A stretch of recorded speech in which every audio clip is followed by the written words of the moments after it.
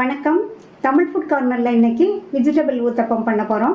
ப்ளைனாக ஊத்தப்பம் பண்ணுறத விட இந்த மாதிரி வெஜிடபிள் சேர்த்து பண்ணுறது ஹெல்த்தியாகவும் இருக்கும், டேஸ்ட்டாகவும் இருக்கும். இப்போ இந்த டேஸ்டான ஹெல்த்தியான டிஷ்ஷை எப்படி பண்ணுறதுன்னு பார்க்கலாம். 2 கப் தோசை மாவு எடுத்து வச்சுருக்கேன். அது கூட பாதி பெரிய வெங்காயத்தை இந்த மாதிரி மெல்லிஸாக ஸ்லைஸ் பண்ணி வச்சுருக்கேன். பாதி குடமிளகாவை இந்த மாதிரி மெல்லிஸாக நீல வாக்கிலேயே ஸ்லைஸ் பண்ணி வச்சுருக்கேன். அடுத்து ஒரு சின்ன கேரட்டை துருவி வச்சுருக்கேன். 4 பீன்ஸை நல்லா மெல்லிஸாக கட் பண்ணி வச்சுருக்கேன். அடுத்து 2 பச்சை மிளகாவை அதில் உள்ள விதைகளை நீக்கிட்டு மெல்லிஸாக கட் பண்ணியிருக்கேன். நான் விதைகளை நீக்கிட்டு கட் பண்ணியிருக்கேன். நீங்கள் விதைகளோடு கட் பண்ணுறதுனாலும் கட் பண்ணிக்கோங்க. இப்போ இந்த மாவில் மெல்லிஸாக கட் பண்ணி வச்ச பச்சை மிளகாவை சேர்த்துட்டு நல்லா ஒரு தடவை கலந்து விட்டுறலாம். இப்போ ஊத்தப்பத்தை ஊற்றிடலாம். தோசைக்கல் போட்டு நல்லா சூடாயிடுச்சு. அதில் 1 ஸ்பூன் எண்ணெய் விட்டு டிஷ்யூ பேப்பரை வச்சு நல்லா இந்த மாதிரி தொடச்சி விட்டுறலாம்.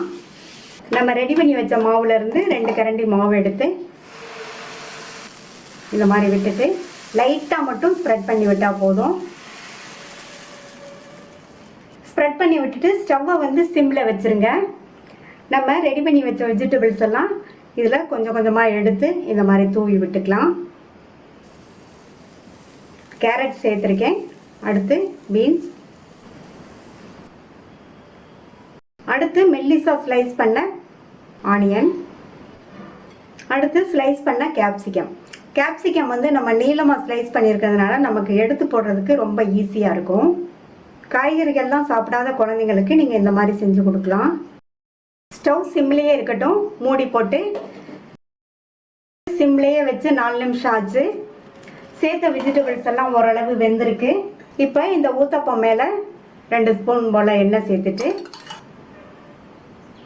பெரட்டி போட்டுடலாம். பெரட்டி போட்டதுக்கப்புறமா மூடி எதுவும் போட வேண்டாம், ஓப்பன்லேயே இருக்கட்டும். இப்போ மறுபடியுமே சிம்மில் வச்சுருங்க. 3லேருந்து 4 நிமிஷம் அந்த சைடு வேகட்டும்.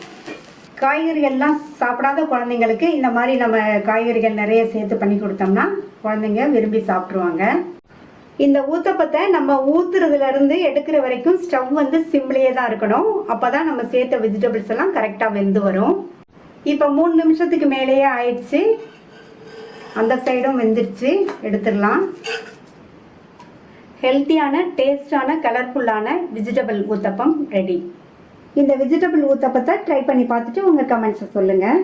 இது வரைக்கும் தமிழ் ஃபுட் கார்னர் சேனலை சப்ஸ்கிரைப் பண்ணாதவங்க சப்ஸ்கிரைப் பண்ணிவிட்டு பக்கத்தில் உள்ள பெல் பட்டனையும் கிளிக் பண்ணிக்கோங்க. தேங்க்யூ.